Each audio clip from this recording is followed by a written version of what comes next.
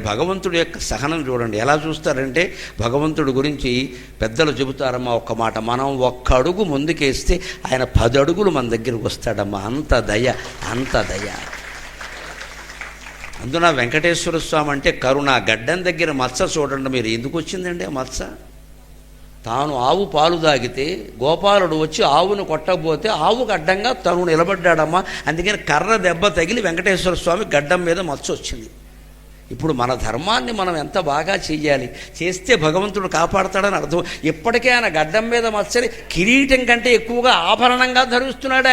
నాకు ఈ మత్స ఎందుకు వచ్చిందో తెలిసిందా అని పత్రికల వాళ్ళు అడిగితే చెబుతాడు ఆయన, పలానా భక్తుడు ఆవును కాపాడాను నేను దెబ్బ తగలకుండా. మరి నాకు పాలిచ్చింది కదా, గోపాలుడు తప్పు లేదు, వాడు దాన్ని కొట్టాడు, మరి ఆవు అందరికీ పాలిచ్చేస్తే అలాగా యజమాని దగ్గరికి తీసుకు ఆయన ధర్మం ఆయన చేశాడు. ఆవు తన ధర్మం తాను చేసింది, పాలు తాగిన వాడు నేను కదా, దెబ్బ కూడా నేను పడాలి కదా.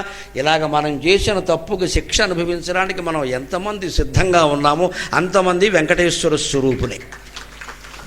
ఎలా గెంటేద్దాం, ఎలా తోసేద్దాం, అవతల వాళ్ళ మీద తోసేద్దాం, మన తప్పు స్పష్టంగా కనపడుతున్నా సరే. ఎందుకండి ఈ కుళ్ళు బుద్ధి? వెంకటేశ్వర స్వామి గుళ్ళోకి వెళ్ళి దండం పెట్టుకుంటాం మనమే. ఎక్కడ గడ్డం మచ్చక మళ్ళీ వెన్న పూశానంటాడు ఒకడు, వజ్రంతో చేయించానంటాడు ఒకడు, అన్నీ చేయిస్తాడు. ఈ కుళ్ళు బుద్ధి మానడు. అసలు మత్స ఎందుకు వచ్చింది? దేవతల నుంచి మనం గ్రహించవలసింది ఏమిటది గ్రహించాలి.